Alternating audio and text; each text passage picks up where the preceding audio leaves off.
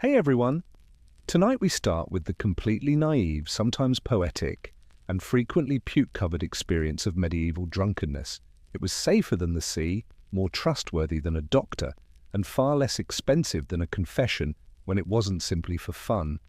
Please take a moment to like and subscribe to the video before you settle in, but only if you truly like what I do here. Consider yourself a peasant in Europe in the 13th century. You're parched, your back aches, and you're covered in muck from working the field since dawn. However, you do something that would greatly worry your modern descendants rather than seeking for a glass of water. A tankard of ale reaches out to you. Not because you're attempting to get intoxicated, no, it's because you could die from water. People in the Middle Ages had a legitimate fear of untreated water. Wells and rivers provided easy places to discard dead animals, sewage, and the occasional unfortunate traveller. Although there was no germ theory at the time, people had discovered via very sad trial and error that drinking directly from the stream was a surefire way to wind up dead in a shallow grave or with your face in a ditch. The answer? Made from barley, grains, and whatever yeast happened to be floating around. Little beer is a mildly fermented beverage with a low alcohol content. It was safer than the plague-infested puddle outside, but it wasn't glitzy or powerful. It was consumed by nuns, monks, and children alike. To be fair, though, they most likely had better stuff.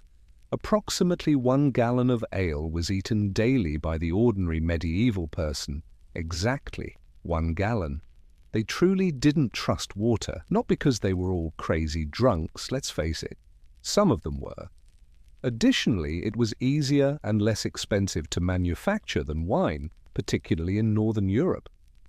Ale wasn't simply a beverage in many places, it was a food group, a way to consume calories in a cup, or liquid bread as it were.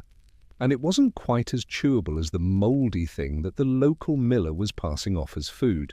And no, nobody was stumbling about intoxicated all day. Small beer typically had 1 to 2% alcohol, which was sufficient to destroy bacteria, but not enough to provoke a fight in the bar before breakfast. However, things were shaky if you drank too much, especially when you weren't eating. Monks were creating medieval craft beer, which was a little more sophisticated than the low-quality ale that peasants were drinking to stay alive from swamp water. Yes, monks were quietly taking over as Europe's first brewmasters in between chanting, copying manuscripts, and lamenting their celibacy. They operated full-fledged brewing operations in their monasteries and were skilled at it, so they were far from being casual drinkers. Excellent. Why monks? Well, monasteries were tidy, comparatively secure, and crowded with guys who had access to large pots, time, and literacy. Brewing, like fasting, prayer, and passive-aggressively evaluating each other's penmanship, became a monastic ritual. They brewed not only for themselves, but also for visitors, pilgrims, and charitable causes. Pretend that Brother Pius wasn't smuggling a pint between matins and vespers. They refined recipes as well. Monks kept records of everything, unlike peasants who simply threw grains in a pot and prayed for the best. Ingredients were measured. Fermentation was timed. Hops were even added to the procedure. Hops, indeed. The plant that makes beer bitter and allows you to act as though you have a sophisticated IPA addiction. Additionally, monks brewed stronger beer while the general public drank smaller ones. Why? Since they were able to. Additionally, beer was permitted during times of fasting while solid food was prohibited. Monks affectionately referred to this ingenious theological flaw as liquid bread. It contained calories, it was flavorful, there was alcohol in it. What more could a guy in a cloistered state require? Some monasteries grew so skilled at it that their beer gained international recognition. People from the town would come to the monastery for the alcohol, not for spiritual enlightenment. Many monks operated what are now known as microbreweries by the 14th century. However, it was Brother Gregory who had a tonsure and flawless fermenting notes, rather than a man named Chad wearing a plaid shirt. Monastic beer gained popularity. holy folk truly recognized the mystical bond between man and mug, as evidenced by the fact that several brews still bear names associated with historic monasteries. There were taverns before Instagram, before Facebook, and long before a tweet could destroy your reputation. And everything took place in taverns during the Middle Ages. There, weddings were organized. There, deals were made. There, fights broke out. Indeed, there was proper, wonderful, biblical intoxication. The medieval equivalent of the town square and the office was a tavern. There you argued over taxes, heard the news, gossiped about your neighbors, and sometimes learned whether someone had been secretly excommunicated.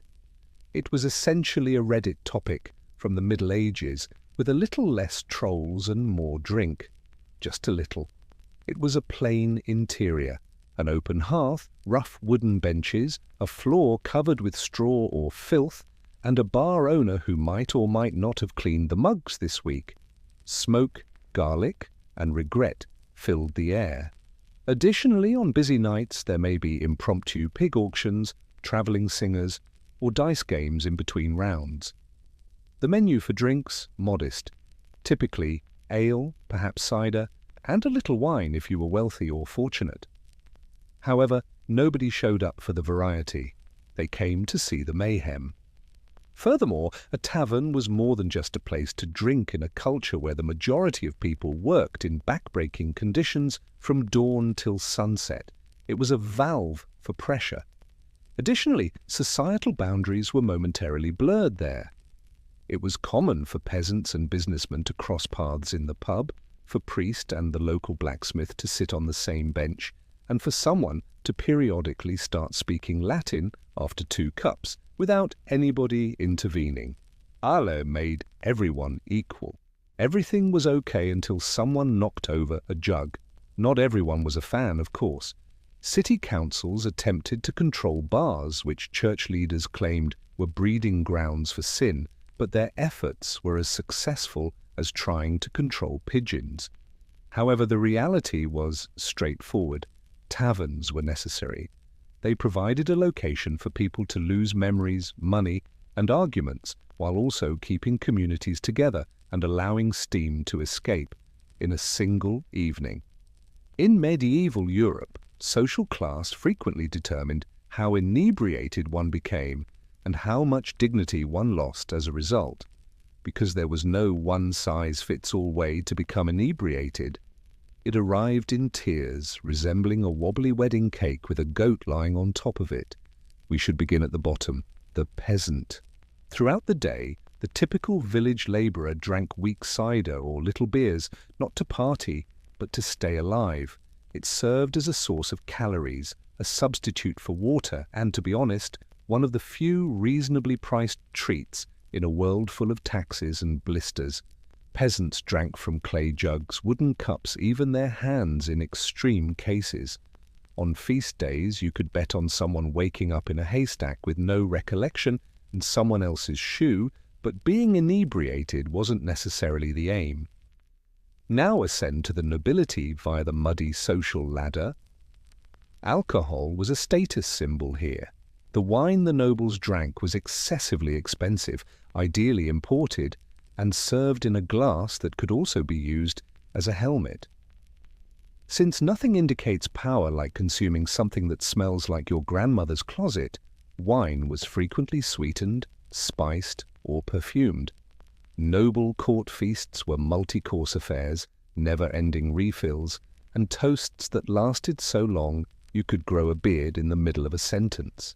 It was normal, even expected, to get intoxicated in court, but it had to be handled politely. Wine-stained clothes and slurred Latin, excuse me. On the bishop's lap, vomiting, a little less so. Then there were the clergy and monks who were in their own little world, sometimes sober but officially celibate. Priests drank wine, but monasteries brewed beer.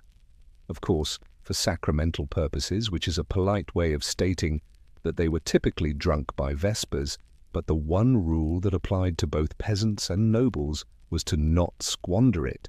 Alcohol had value. Each drop was labor-intensive, fermented, stored, and transported by someone who would much rather be sleeping. You respected it and drank what you had.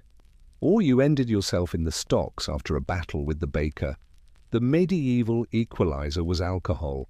It boosted the egos of the rich and softened the suffering of the poor.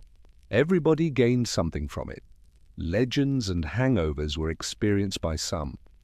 You may be wondering what exactly medieval folks drank to relax, or simply get through another day of papal fees, disease, or ploughing.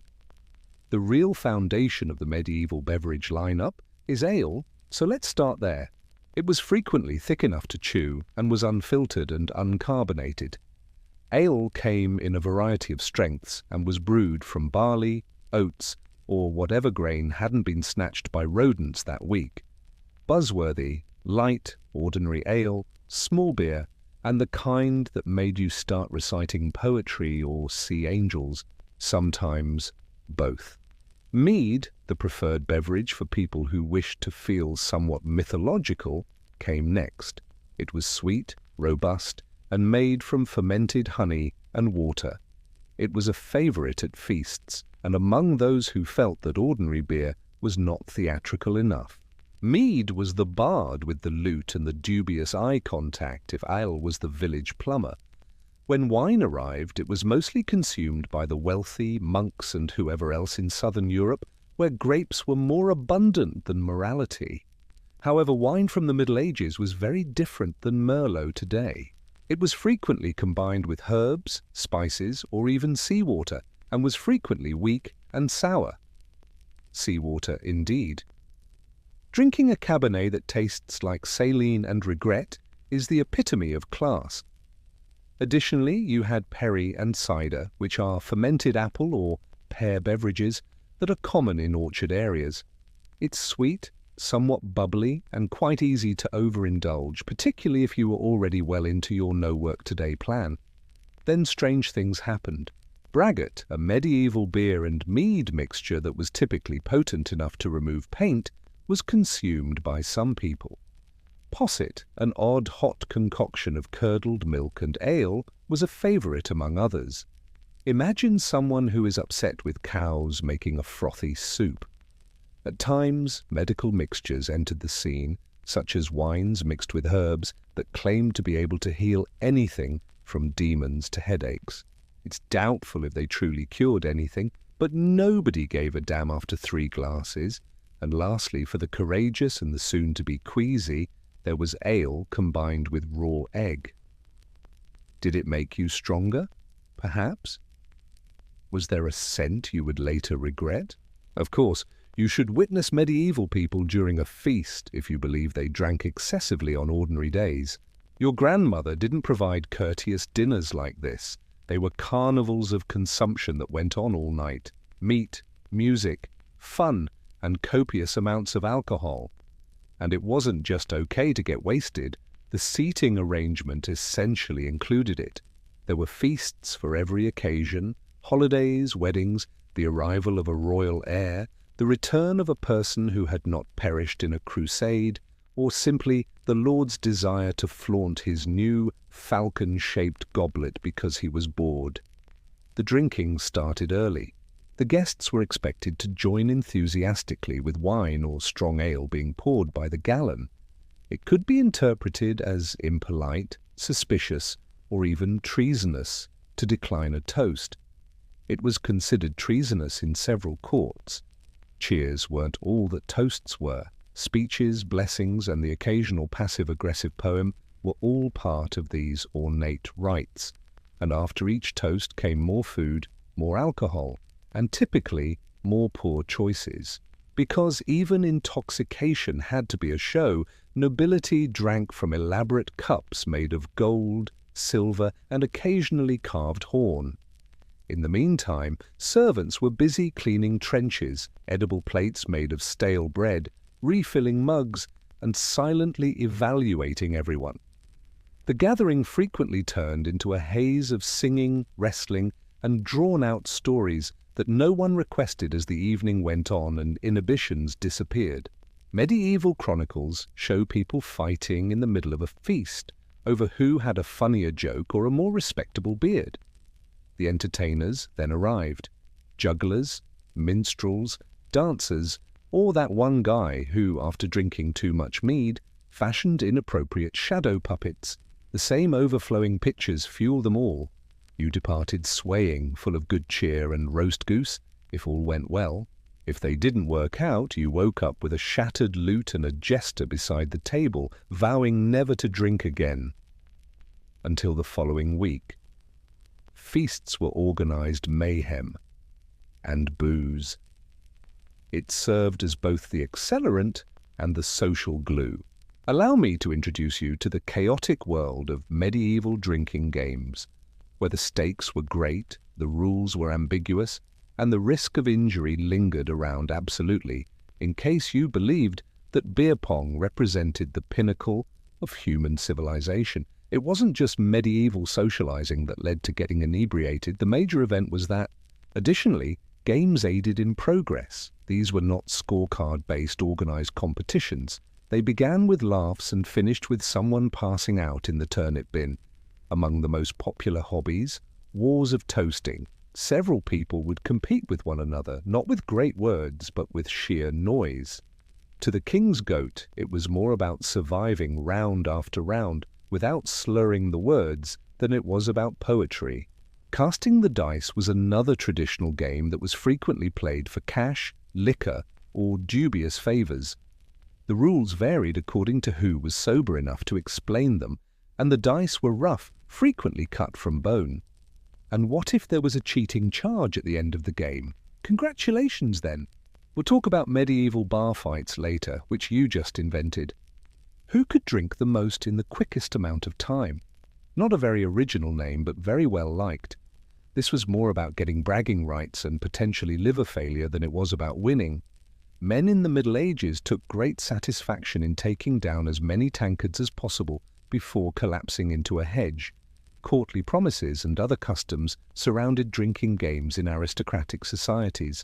A knight would accept a lady's challenge to drink a full goblet in her honor in a dramatic manner, perhaps while writing a brief epic poem and attempting to avoid slurping the rhymes in the couplets. Of course, there were other games that had real-world repercussions. There were spinning challenges, balancing competitions, and spontaneous wrestling after the minstrel was mistaken for an ogre. Winning was never truly the goal. The goal was to test the longevity of the local furniture, drink more, and laugh harder. Drinking wasn't merely socially acceptable in medieval Europe. It had theological support. While the church may have voiced disapproval of bar fights and pubs, wine was a sacred matter. Let's begin with the fundamentals. Wine for communion. The priest would raise the chalice at each mass, utter a few holy words, and then, whoa. Now that was Christ's actual blood. Then, he occasionally drank it every day, but usually he did so several times a week. The rite required a consistent, dignified consumption of wine in the cause of redemption, even if it's not like priests were performing keg stands in the cathedral. Furthermore, wine was not only used for communion. Barrels of the substance were created by monasteries, ostensibly for religious purposes, but there was always enough left over for, say, introspection. Monks recorded their vintages, extolled the virtues of fermentation, and sometimes slurred their words as they concluded their sermons. Then there were saints who served as partying's virtual patron saints. One time, St. Bridget of Ireland asked the heavenly host for a lake of beer. Indeed, that quote is authentic. During a plague, St. Arnold of Soissons is credited with saving thousands of lives by advising people to drink beer rather than water. Science? No. Inadvertently right, of course. Religious holidays were also used as justifications for drinking. Saints' days, Easter, and Christmas were not only occasions for prayer. They were for singing, feasting, and drinking ale or mead to warm your blood and soul. Pilgrims frequently made stops at monasteries where the monks provided them with food, shelter, and just enough wine to make the next part of their journey morally dubious. What if you fainted beneath the altar table? You were simply taking a nap in the Lord's presence. The church, of course, disapproved of excessive drinking. However, enforcement was extremely uneven, as was the case with most medieval regulations. An aristocrat may receive a severe lecture. You could throw a peasant in the stocks, a monk. He would simply be transferred to less liquid responsibilities. Let's be truthful. Someone would always go overboard in a world where alcohol was safer than water. There was a limit, even though medieval society enjoyed a big feast and a little alcohol-fueled merriment. The town stocks came into play when you went from being cheerfully inebriated to yelling at goats and attempting to joust a fence. The terrible stocks, indeed, the preferred combination of public amusement and punishment in medieval civilization. Clamping your ankles, wrists or neck, these wooden devices left you stranded in the town square, vulnerable to the weather, jeers, and sometimes a very disgruntled sheep. It was not uncommon to be placed in the stocks for public intoxication. You could be clamped into public humiliation by sunrise if you were noisy, impolite, vomited somewhere strategic or sacred, or chose to moon a local bishop. It wasn't just physical punishment, it had a strong social component. In broad daylight, your friends, neighbors, and that one nosy blacksmith's wife got to see you struggle, stew, and gradually sober up. Old veggies may be thrown by kids. Monks may whisper verses to you. No doubt someone would say, "I've seen that one before." Paradoxically, you were punished for being lousy at drinking rather than for actually drinking. At feasts, nobility may drink themselves into a coma with no repercussions. But after 3 ales, what if a cobbler fell into a pig trough? It was suddenly a crisis of morality. Public intoxication was viewed as harmful by authorities. It was because drinking made individuals unreliable, not because of the alcohol itself. Behind closed doors, stumbling and slurred speech were acceptable. But on the streets, that is the beginning of revolts, folk songs or worse. To ensure that tavern beer was not excessively strong, or at least not stronger than the mayor's tolerance, some cities even employed ale tasters. However, it was rarely considered a felony to be intoxicated in public. It was a social smack on the wrist, a slight embarrassment. You were just someone who got a bit too medieval on a Wednesday night, not a criminal. And in the stocks, after a couple of hours, you left feeling stiff, embarrassed, and most likely making plans for your next trip to the tavern. Simply, it's quieter now. In the Middle Ages, hangovers were just as terrible as you could imagine. Without the ibuprofen and without your neighbor's pity. A goat is staring at you, since it appears that you fainted in its stall. You wake up on a heap of straw, and the church bells are ringing like the bells of Judgment Day. Once more. So how did people deal with hangovers in the Middle Ages? To begin with, they pushed through it. You had tasks to complete. You had responsibilities. Your brain was splitting open like a rotting melon, but you didn't have time to gripe. You stumbled back into the brightness after muttering something about sin. However, some folks did try real remedies, bless them. One well-liked one? Hull and raw eggs. Because nothing says recovery like combining what caused your problems with something that could make you sick with salmonella. Others swore by infused herbs, fennel tea, or vinegar, which typically tasted of melancholy and grass. If you were fortunate enough to have access to a doctor, I use that word loosely, they would discuss unbalanced humours and most likely cause you some bleeding.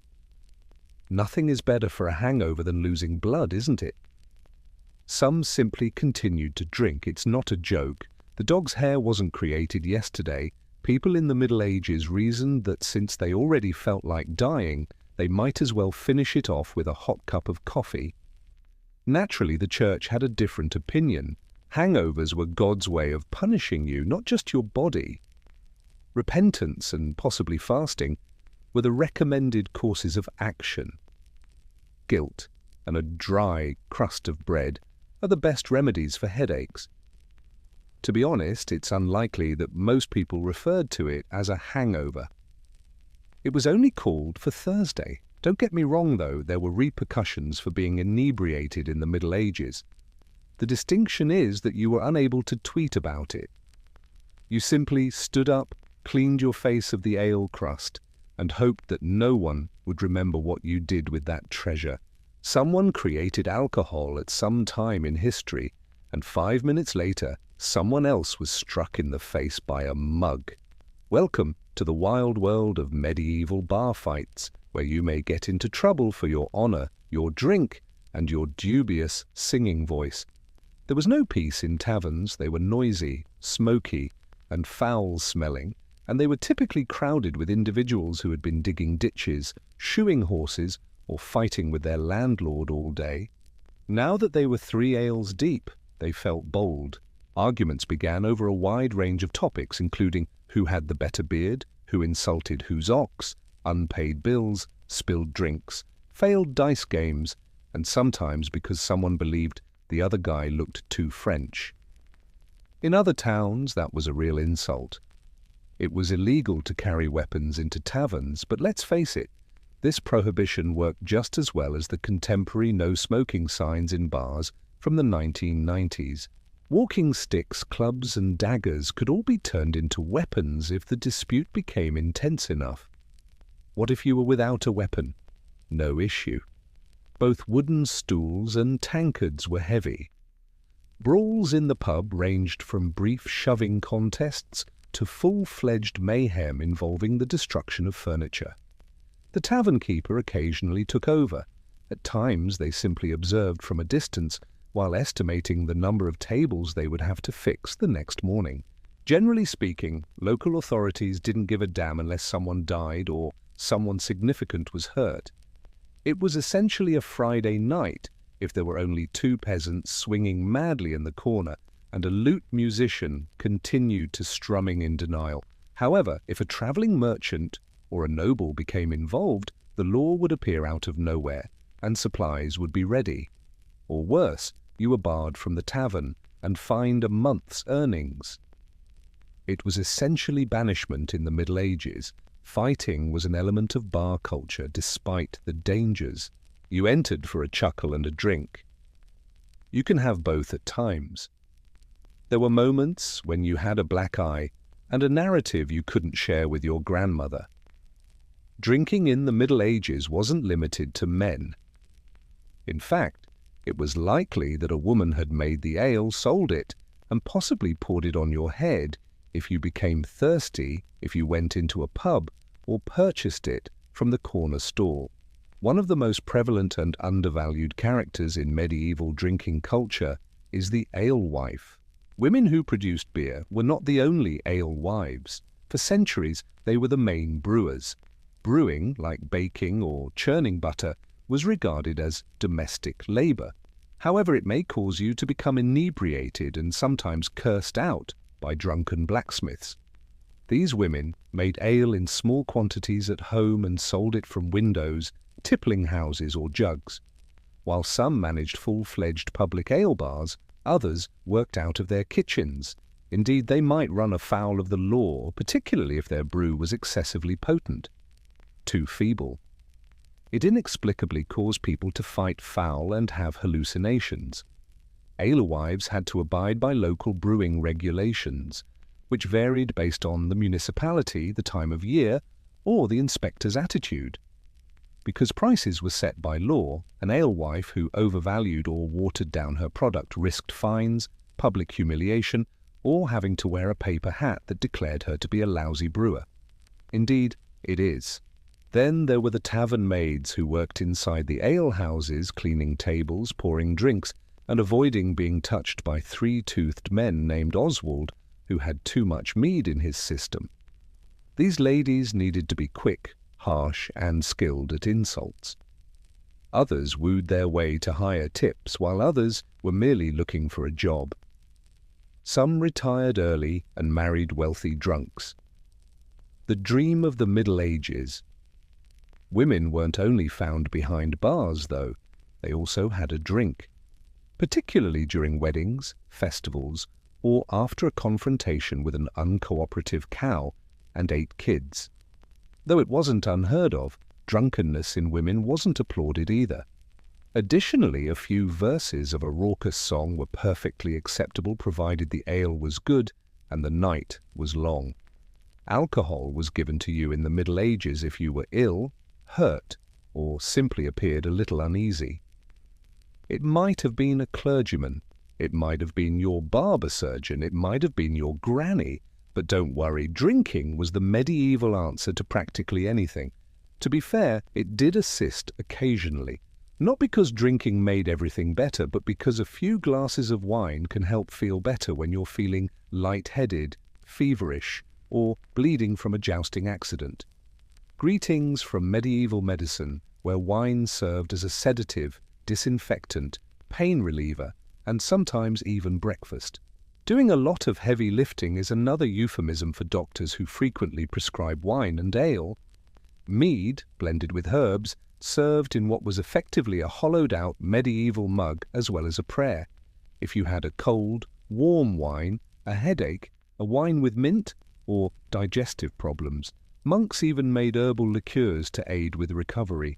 Wormwood sage, or any other liquor you choose, were used to flavor these potent, sweet, syrupy mixtures. In the garden, they also had a somewhat medicinal appearance. We'd call that digestive today. They referred to it as medication back then, and they hoped you survived. To cleanse the humors, one particularly daring cure was to soak herbs in brandy and then drink the resulting liquid. You stopped whining either out of unconsciousness or numbness, although it's questionable if it purified anything besides your self-respect. Alcohol served a legitimate use in combat medicine. Wounds were cleansed by it. More precisely, it caused excruciating pain and diverted your attention from the man who was chopping off your leg with a tool that was once used for farming. Before the amputation, they occasionally gave the patient a strong drink. At times, they just handed the bottle around while acting as the patient. However, medieval folks used alcohol for more than just wounds. It was recommended to treat spiritual anguish, sadness, plague symptoms, and postpartum recuperation. It was most likely a bottle if you were breathing. Was it successful? Sometimes. Did it worsen the situation? And sometimes too. However, booze was at least pleasantly incorrect, in a time when leeches were practically co-workers and bloodletting was seen as science. Governments have long been adept at identifying when people are having fun and determining how to tax it. And booze was hardly an exception in medieval Europe. Drinking wasn't merely a hobby. It was a driving force behind the economy. Making, selling, and serving alcohol produced income, jobs, and yet another justification for municipal governments to enact needlessly drastic legislation. Ale conners were official taste testers who made sure the beer was good, legal, and sufficiently foamy in some locations. If you didn't mind gout, it wasn't a horrible gig. In order to operate, taverns required licenses, albeit the definition of a license varied greatly. It was a stamped document in some places. In other cases, it only involved a verbal arrangement with the local bailiff and collateral in the form of a bag of onions. However, serving ale without authorization could result in a punishment, humiliation, or closure more quickly than a badly performed lute solo. Additionally, prices were controlled. Yes, beer prices should be capped. Theoretically, alewives or tavern proprietors who overcharged were penalized, and authorities displayed ale prices on wooden boards. In reality, things became more flexible if your relative worked at the mayor's office and your brew was powerful. Then the taxes arrived, taxes on wine, malt, and ale. There were even charges on drinking vessels in some locations. Imagine receiving a fee for using an excessively expensive cup. greetings from medieval capitalism. Naturally, tax exemptions were common for monasteries and aristocrats because nothing says divine inspiration like avoiding paying taxes on your barrels of mead. Even though it tasted like watery melancholy, peasants were forced to pay taxes on every batch they brewed for family get-togethers. However, many continued to drink in spite of these restrictions. They simply increased their creativity. There were unofficial taverns, off-the-record sales were made by several brewers. Others just bought off the appropriate individuals and prayed that no one looked too closely at the ledgers. The outcome? A thriving, slightly illegal, ale-soaked business based on rumour, loopholes, and the human need for a pint after a long day.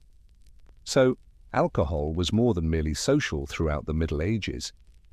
It had to do with business. Additionally, business was flourishing. People's drinking habits and choices began to change toward the end of the Middle Ages. Slowly, quietly, and with a lot fewer tavern pigs. The emergence of stronger alcohol was one significant shift. In the late Middle Ages, distillation, that enchanted process that transforms wine into something that can heal wounds and erase memories, became increasingly sophisticated. As a result, early forms of water of life, aquavite, brandy, and other extremely strong beverages were created, making beer seem like childish juice. International trade grew concurrently. New brewing methods, exotic spices, and finally, sugar and rum arrived in Europe. As the culture of drinking changed with each shipment of imported commodities, especially among the elite who now wanted to sip imported claret and act like they were part of the Renaissance, wine and spirits started to overtake mead and ale. Taverns were also upgraded. Some developed into early forms of the pub, such as public houses and inns, by the 16th century. Drinking wasn't limited to after-work activities anymore. It evolved into a planned aspect of politics, tourism, and even postal service. Mailmen in the Middle Ages did drink, often. Then followed the Reformation, which threw shame and cold water on many members of the party. Public intoxication did not sit well with reformers such as Calvin and Knox. All at once, drinking turned into a moral conflict, and pubs were charged with being havens for wickedness, indolence, and dubious violin playing.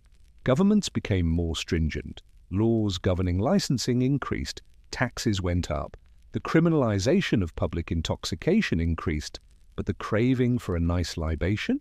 That remained. It simply adjusted. Guilds and male-run breweries drove alewives out. Officials appointed by the state regulated wine. In court, spirits were popular. Additionally, drinking gradually changed from being a daily necessity to becoming more of a social decision. Modernity replaced the Middle Ages. We also began to forget how closely alcohol had been linked to celebration, survival, and social life for generations, even as we benefited from improved sanitation, cleaner water, and a little less mead. Love in ancient Babylon was not a rosy-cheeked impromptu affair. It was war. It also required planning, incantations, and occasionally the help of a very grumpy demon, just like any good war. Babylonian love magic was not afraid to experiment with the paranormal. If charm wasn't enough to win someone over, you would sign their name on a cursed clay figurine and place it close to their door. You had leverage in an instant. When necromancy is available, who needs roses? The Babylonians held that ceremony and invocation could either call forth or stifle love. According to tablets found in Mesopotamian archives, a priest or sorceress would invoke Ishtar, the goddess of battle and love, to change a target's will. Furthermore, Ishtar was not the kind who played the harp. When someone dumped her, she once wrecked an entire mountain range, so certainly she had some experience with passion and retribution. In order to connect the lover's soul to the spellcaster, some spells used organic tokens like hair, nail clippings, or blood droplets. These were wrapped in cloth pouches, dissolved in oils, or burned in little flames. To warm the intended person's heart, these pouches would be concealed under beds or buried beneath thresholds. Obsession or insanity could occasionally result from that warmth. However, what would love be without a minor side effect? Furthermore, attractiveness wasn't the only factor. Apotropaic spells, which are intended to repel undesirable suitors or eliminate a rival's romantic pull, are also mentioned in Babylonian scriptures. A woman once begged the gods to make her rival's breath smell like a corpse in one particularly obscene enchantment. Effective, subtle, and sure to spoil any moonlit moment. In this society, love was a battleground covered in ash, honey, blood, and whispers, due to a combination of sensual yearning and heavenly manipulation. You used dolls, scrolls, and invisible spirits to tip the scales in a cosmic tug-of-war with someone you didn't simply hope loved you. In Babylon, love was rarely reciprocated. It was a deliberate action. Spells, written in cuneiform, murmured to the heavens and sealed with sacred smoke took over when words failed. Babylonian love was strong yet not pure. Love spells in ancient Greece were more about dominance and desperation than they were about hearts and flowers. This fascination with magic was known to the Greeks as eros. However, it wasn't the tender love you would compose poems about. It was more likely to land someone in a temple pleading for mercy than strolling hand in hand through olive orchards. It was a frantic, all-consuming craziness.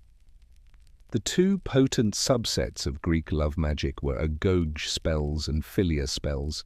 The purpose of agog spells was to physically drag the target to the practitioner. These spells, which were mostly cast by men, were meant to arouse libido, induce insomnia, and even induce hallucinations until the victim gave in to their desires. An example of a standard agog spell might be to burn her heart until she comes to me crawling. Crawling, indeed. The goals of the Greeks were not subtle. The spells, which were inexpensive, long-lasting, and rich in symbolism, were frequently inscribed on lead tablets and interred in wells or graveyards, which were thought to be entry points to the underworld. Why? Because these spells frequently used restless ghosts or underworld spirits to carry out the unpleasant tasks. You wanted a romantic relationship to develop? If a deceased man had nothing better to do, would you call on him? However, philia spells were more about controlling affection. Women frequently employed these to keep their marriages harmonious or to manage their husbands' inquisitive gazes. Instead of calling forth ferocious passion, philia spells emphasized loyalty and peace. They were occasionally added to oil or wine, functioning as enchanted sedatives concealed in everyday routines. Herbs and potions, of course, had their role. Mandrake root, which had a somewhat human appearance and was thought to scream when uprooted, was one of the aphrodisiacs used by the Greeks, not the best stuff for a first date. Myrrh, honey, and even broken bones were used in love potions and applied on clothing or blended into beverages. Menstrual blood, an intimate and potent element thought to permanently bond a man's soul to his lovers, was included in one especially potent formula. In the modern sense, Greek erotic magic was not romantic. It was visceral, strategic, and typically pursued control over consent. There was a reason why the deity of love, Eros, was frequently shown with arrows and a blindfold. Love was more than blind, it was risky, and the Greeks knew just how to turn it into a weapon. In the realm of love, the ancient Romans expanded on the Greeks' ideas by adding more wine, drama, and legal snags. Roman love spells were more than just folklore mumbled by heartbroken people. They were seen as instruments of power, status maintenance, and sometimes outright retaliation. In a society obsessed with order and honor, manipulating another person's desires becomes a subtle manner of rewriting fate itself. Defixiones, or binding spells, were among the most common types of Roman love magic.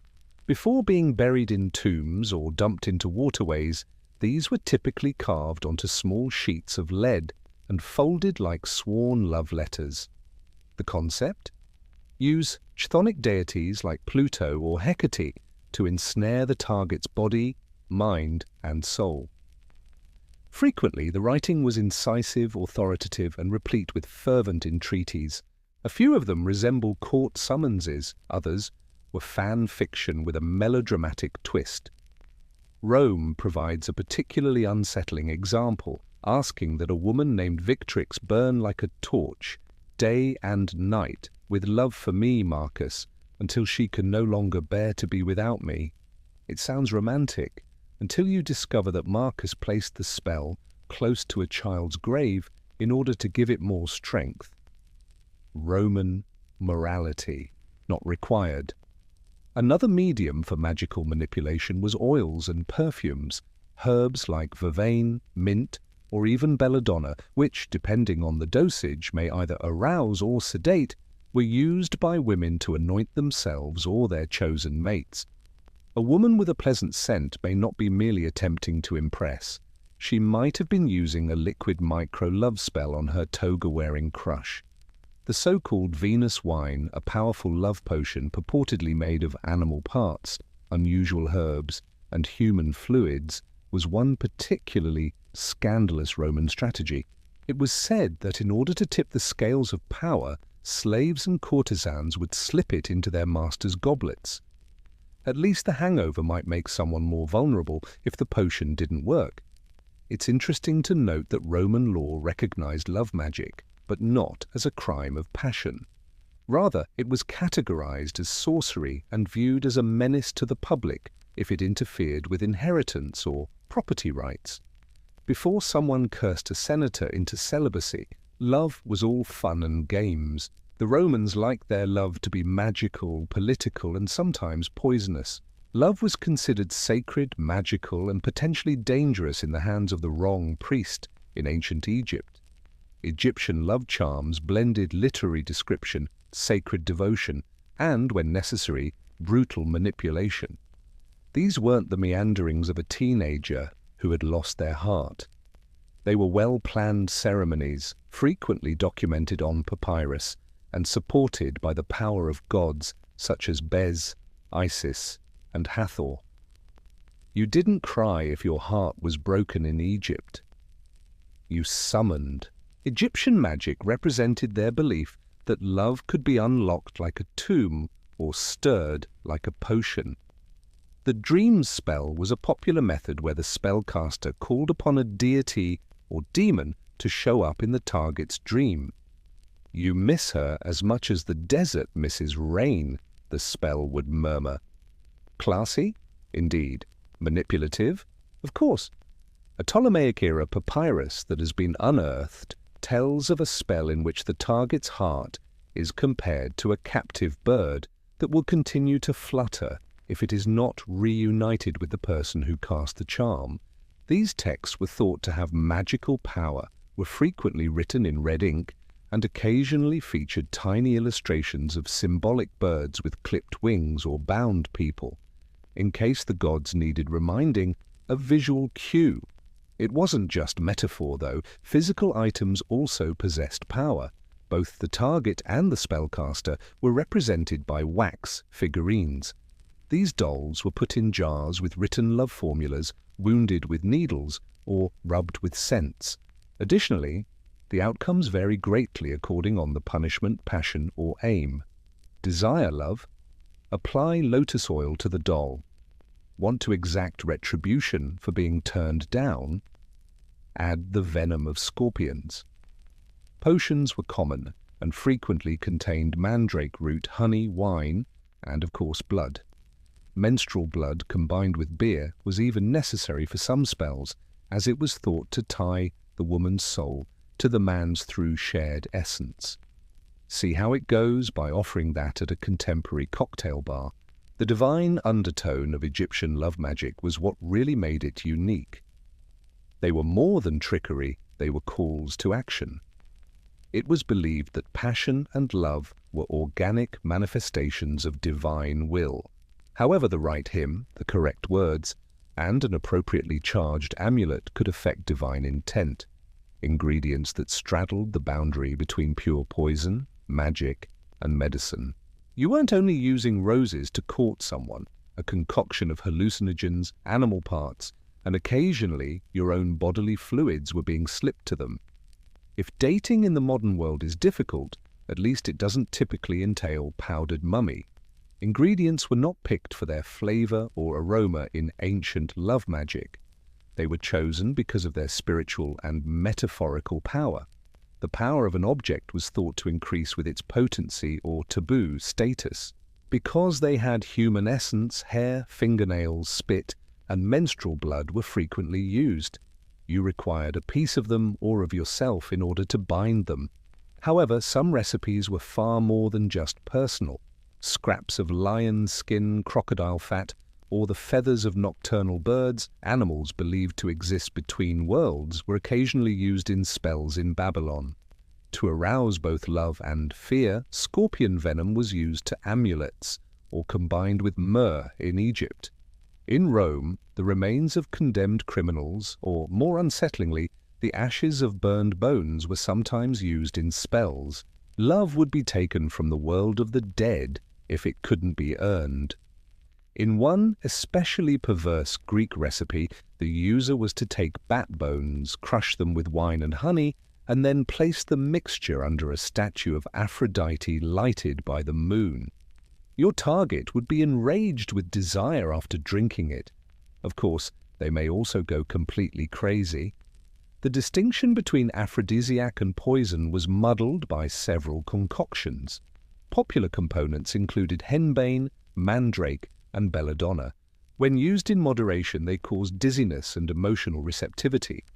When too much of it was absorbed, well, let's say that love became eternal, in a tombstone sort of way. Additionally, women usually employed more subdued methods to arouse lust, but men frequently used love charms, charm bags stitched with silken herbs, culinary magic, or clothing enchantments.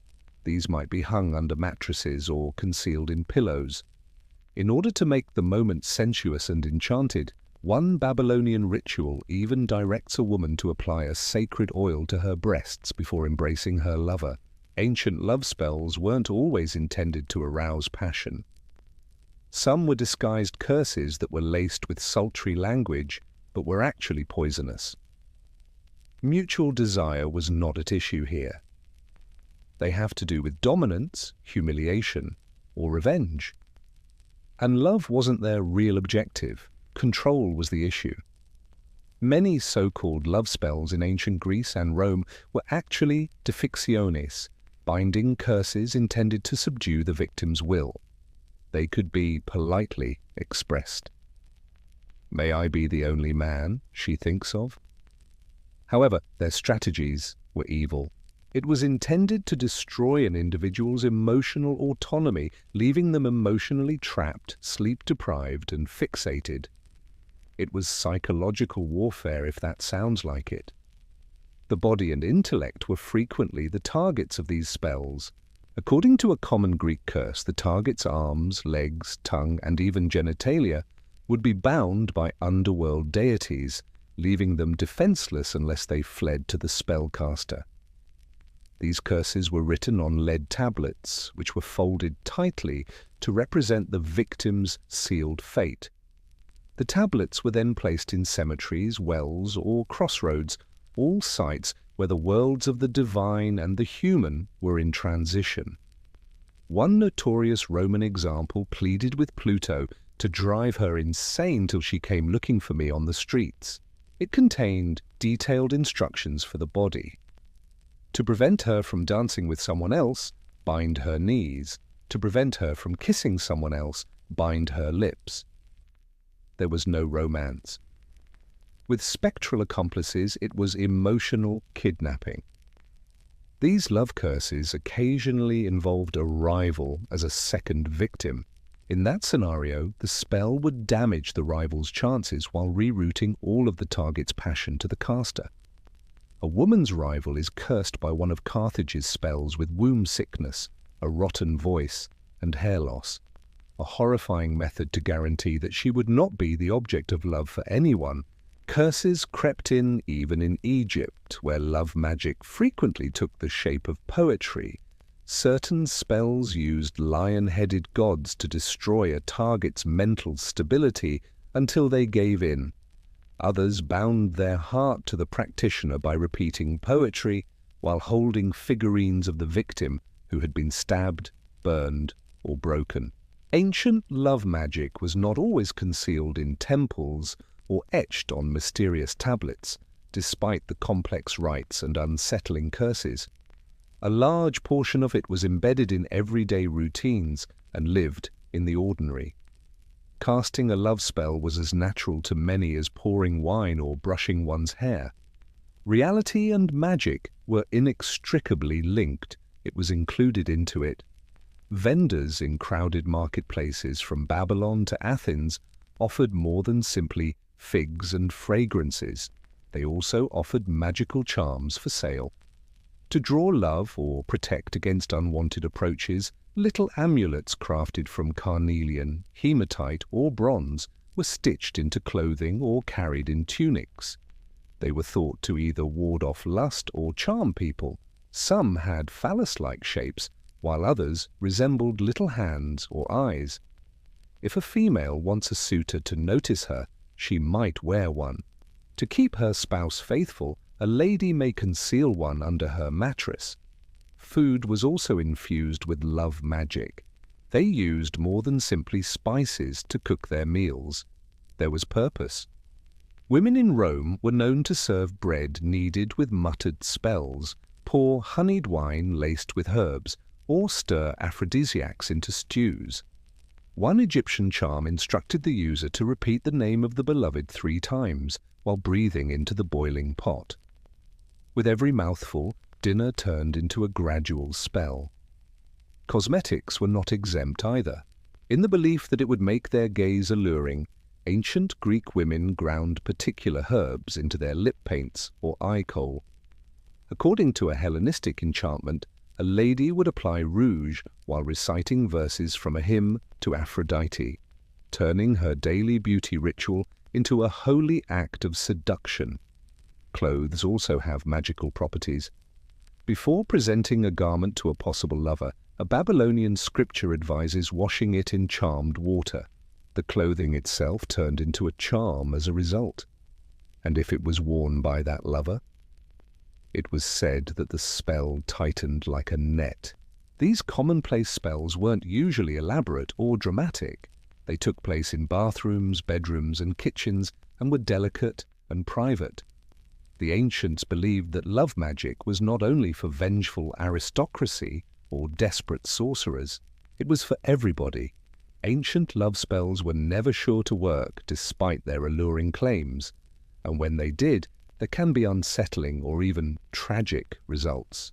Ancient scriptures and warnings indicate that love magic frequently unraveled in unexpected and horrifying ways, despite the fact that many spellcasters envisioned a happy union as the outcome of their magical efforts. A spell intended to bind a lover could just as easily call forth disease, insanity, or divine retribution.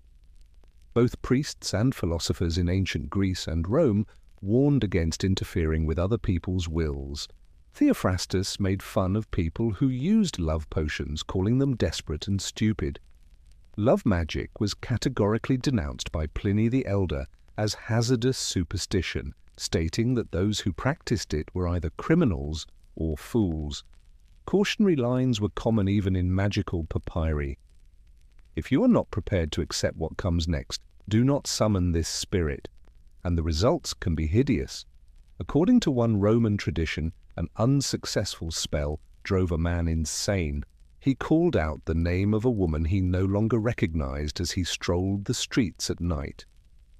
In another story, a lady found herself the object of her husband's devotion after she used a potion to ensure his faithfulness.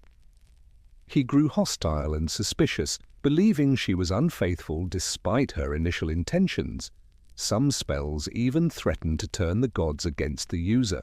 Invoking Hathor or Isis in Egypt without making the appropriate sacrifices could enrage the god and bring bad luck rather than love. According to one retrieved scroll, your heart will experience twofold grief if she is not destined to love you. Don't try to push it, that's archaic. Rivals might retaliate as well.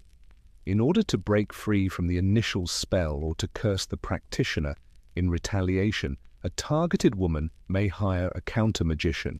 Sometimes, spanning years, these magical feuds may turn into full-fledged hex wars, with spells shooting in both directions. The defense included sacred chants, salt rings, and protective charms. The most terrifying thing about love spells is that they frequently succeeded in generating fixation rather than affection. The sufferer may experience physical attraction but emotional emptiness, or compulsion but confusion. A haunting echo of genuine connection, love evolved into compulsion. The heartbeat of ancient love magic never really stopped, even though the gods of Babylon have long since ceased to exist, and Roman burial tablets have fallen into disarray. It just adjusted. Ancient charms, concoctions, and rituals changed over time, becoming repackaged into folklore, hushed superstitions, and even self-help practices that are still practiced today. Consider the idea of a love potion.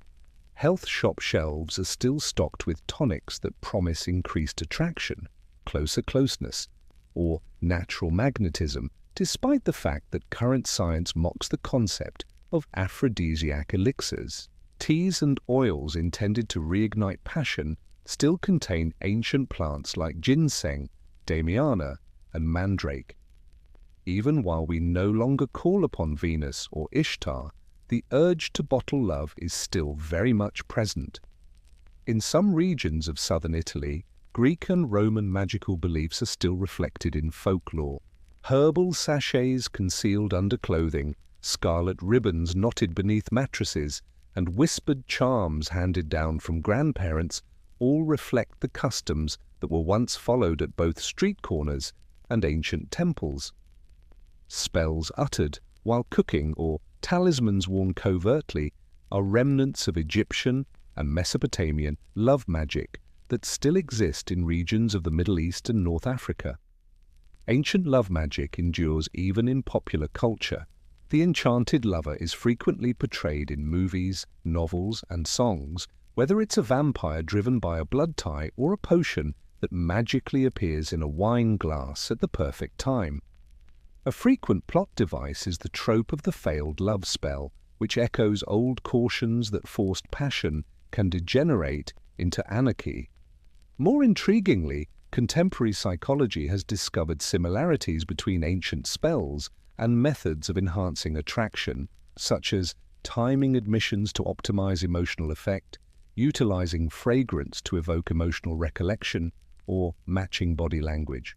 Under the guise of ceremonial theatre and divine language, were those ancient spellcasters only employing early psychological tricks? Although they are now dressed in pastel branding and witchy aesthetics, love spells are being marketed online today.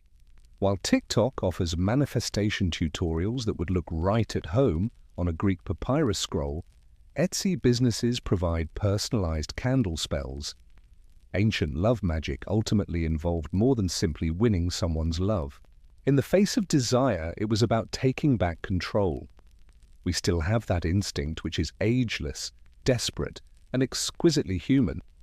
We continue to strive for the same alchemy to be noticed, wanted, and selected. And it's okay if a little magic comes in handy along the road. Sport was not a recreational activity in ancient Greece. It was a divine performance of body and will before the gods, a holy obligation. This was never more apparent than at the Olympic Games, which were originally staged in Olympia, a temple devoted to Zeus, in 776 BCE. For more than a millennium, Greeks from city-states around the Hellenic world met every 4 years to strive for immortality by hard work and strength rather than politics or conflict. The contests were not light-hearted games. Under the close supervision of coaches, monks, and even philosophers, athletes trained for months or even years. They pledged to Zeus that they had prepared truthfully and would not cheat before the competition. This was more than a formality. Violating the oath could lead to shameful disqualification or public flogging. It was all about honor. And stop picturing discus tosses and chariot races while wearing elegant robes that billow in the wind. Greek competitors were entirely nude. Yes, it was a celebration of the masculine physique, but it also symbolized openness. No disguise, no armor, no deceit. Just unadulterated athleticism and the divine judgment. The initial events were straightforward: wrestling, boxing, discus, javelin, foot races, and long jump. Then emerged pancration, a vicious, hardly regulated mix of boxing and wrestling. There were broken fingers, they gouged eyes. The audience applauded. Although it wasn't prevalent, death wasn't prohibited either. There was more to winning than just the ability to gloat. A small olive wreath was used to crown the victor, but they went home as heroes. Some communities gave their champions complimentary meals for life, theatre tickets in the first row, or even tax breaks. The names of poets would be immortalized. It is possible for sculptors to etch their image into marble. For a little instant, they were divine. However, women had no place, either as competitors or in the audience. Although women had their own festival, the Haraya, which was also held at Olympia and included foot races for single girls, the Olympic Games were exclusively for men.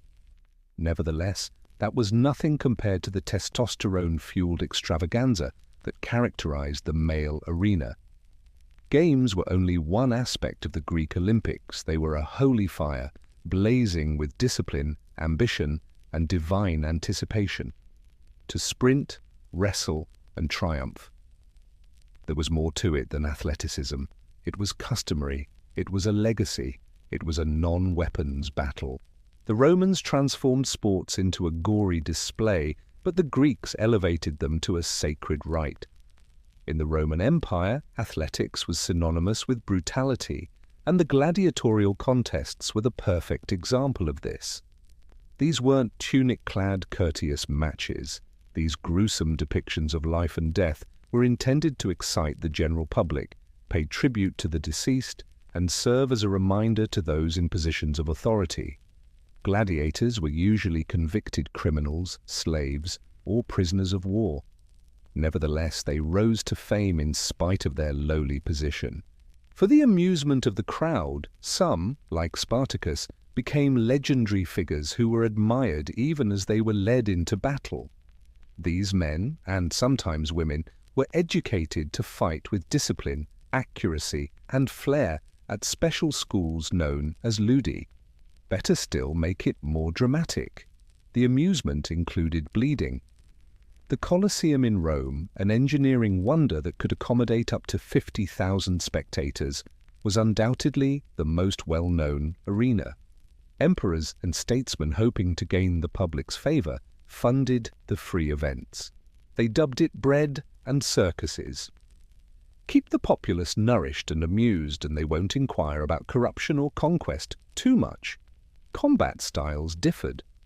While some gladiators used nets and tridents, or retiarii, others used swords and shields, or secutores. To keep matchups interesting and unpredictable, each kind has a unique set of powers, weaknesses, and costumes. Public executions, wild animal hunts, and simulated naval warfare were also part of the games. It was a combination of theatre, horror, and athletics. However, not all conflicts resulted in fatalities. The majority of fights ended because one combatant gave up, despite what many people think. It was terrible for business to kill a skilled gladiator. These combatants were investments. The editor, who sponsored the games, was the only one who could determine whether a loser survived or perished. The infamous thumbs-up-down gesture, too, most likely a myth. The ambiguity of ancient sources can be attributed to Hollywood flair. Some gladiators became celebrities despite their bloody mission. They got presents, adoring notes, and yes, old graffiti that complemented their gorgeous thighs, and occasionally even their freedom has been discovered. Former gladiators might work as bodyguards, trainers, or small-time superstars. The peoples of Mesoamerica played a game that was a combination of sport, religious drama, and cosmic allegory long before football, baseball, or basketball. This was no weekend pastime, as it is now known as the Mesoamerican ball game, or by its Nahuatl name, Olamalistli. It served as a political tactic, a religious ceremony, and even a death sentence. The game, which was played by the Olmecs, Maya, and Aztecs, required participants to move a hefty rubber ball, which might weigh up to 4 kilograms, using only their hips, elbows, knees, or thighs. No hands are permitted. Although the objective differed depending on the area and time period, it frequently entailed striking the ball through a vertical stone ring that was elevated on the court wall. It took a miracle to score a point because to the size of the ball and the restricted body parts that were permitted, often encircled with carvings of gods, warriors, and scenes of sacrifice, the courts, also called tlachtli or pok-to-pok arenas, were fashioned like a capital Y with sloping sides. These playgrounds weren't your typical ones. The divine and the human met on those stages, and winning or losing wasn't the only factor. The baseball game has tremendous metaphorical meaning. It stood for the never-ending conflict between the gods and the underworld, between day and night, and between life and death. According to some myths, the game was a recreation of the Maya Popol Vuh hero twins' trip, in which they entered the underworld and battled death. The most contentious component? Ceremonial offering. Contrary to common belief, many significant matches, particularly those connected to religious festivals, did result in death, but not all games did. It wasn't always the losers that were sacrificed. In certain aristocratic settings, the victorious team's captain was presented as a valiant homage to the gods, theoretically gaining divine favor by dying. Others contend that those who lost had to bear the consequences. A manifestation of cosmic justice in public. The game's cultural significance is indisputable. It was more than just amusement. Theology was at work. The rubber ball's thump reverberated around temple plazas, a pulse of strength, identity, and belief. The ancient Egyptians combined ceremonial, leisure, and afterlife preparation with physical exercise. Sports were more than just a distraction. They reflected heavenly order, regal might, and cosmic balance. Even if Egyptian civilization lacked the Greeks' or Romans' huge public venues, it nevertheless fostered athleticism with a spiritual undertone that gave each action purpose. Of all the games played in ancient Egypt, wrestling was arguably the most visually recorded. More than 4,000-year-old tomb murals depict young men in pairs engaged in grappling, doing intricate throws and holds that would not appear out of place in contemporary judo. These performances weren't contrived. These training activities were severe and focused on balance, coordination, and discipline. Although it was frequently employed to educate elite guards and soldiers, wrestling also had ceremonial meaning and represented the never-ending conflict between chaos, mahat, and order. Another essential sport, particularly for the pharaohs, was archery. Images of kings shooting arrows from chariots, occasionally while the vehicle was moving, served as political propaganda in addition to being records of skill.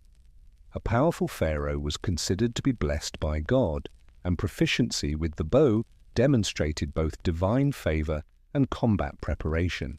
In front of applauding priests and nobles, kings would occasionally show off their skill at festivals by launching arrows through copper rings. Ancient Egyptian culture also included rowing contests, particularly along the Nile. In ceremonial regattas, young men's crews competed, their coordinated strokes demonstrating unity and discipline. Sport wasn't the only use for these. They paid homage to the gods and reenacted legendary adventures, such as Ra's solar bark traversing the sky. Sports like as tug-of-war, leapfrog-style jumping games, and rhythmic dance were enjoyable and social pursuits for the average Egyptian. While laborers maintained their physical fitness via their everyday job, children practiced acrobatics and balancing. Festival athletic competitions frequently functioned as a means of religious devotion and community building, fusing spirituality with perspiration. It's interesting to note that more Egyptian women participated than in many other ancient societies. Female dancers and gymnasts are seen in wall paintings performing at feasts and celebrations, frequently to celebrate fertility and divine femininity. These performances were athletic, elegant, and symbolic, even though they weren't competitive in the contemporary sense. Sports in ancient China involved more than just physical skill. They were deeply ingrained in imperial politics, military training, Confucian principles, and the quest for mental and physical balance. Both the elite and regular people benefited from physical pursuits, which frequently reflected greater philosophical ideas, from courtly pleasures to military simulations. Archery was especially highly regarded.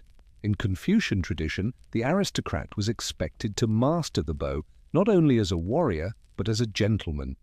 The competitions were highly ritualistic and codified. During the Zhou era, archery games were staged in ceremonial halls, where decorum counted as much as precision. Participants bowed, uttered specified sentences, and shot not to kill, but to display inner virtue and discipline.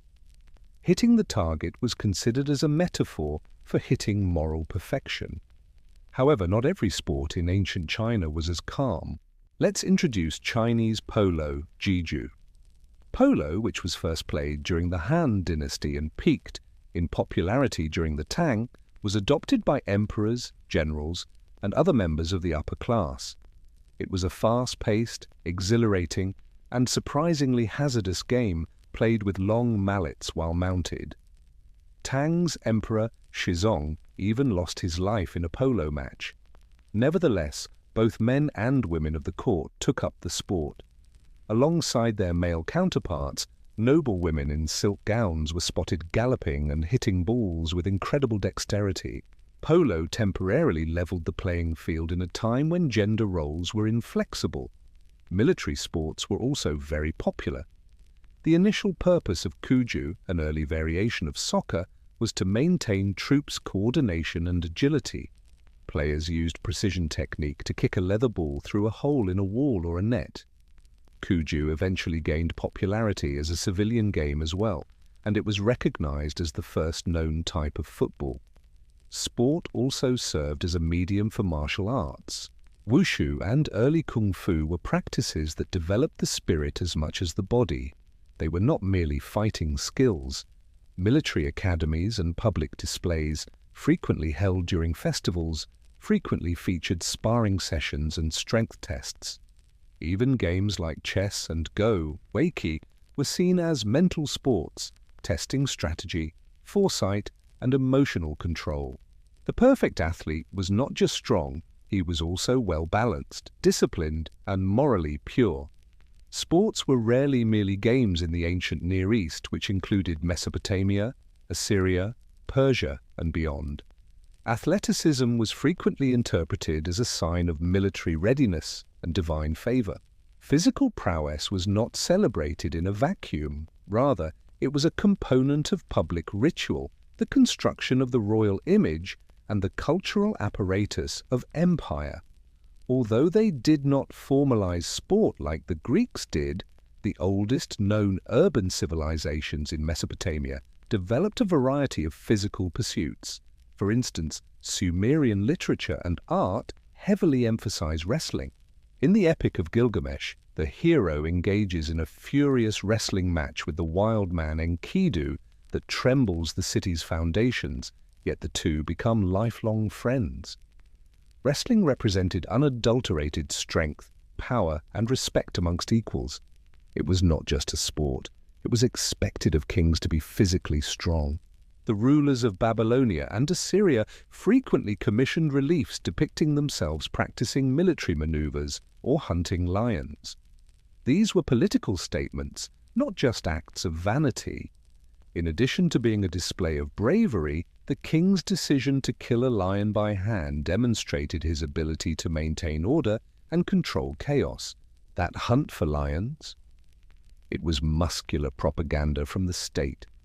One of the earliest organized military training programs that combined ethics and athletics was created by the Persians during the Achaemenid Empire.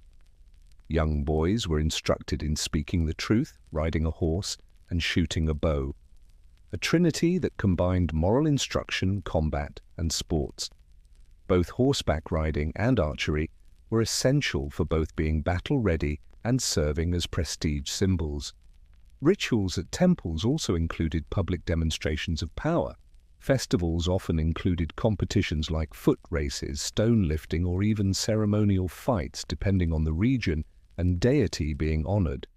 These events were watched by priests, officials, and sometimes even kings, reinforcing the idea that the body, like the city or the cosmos, needed to be strong and disciplined.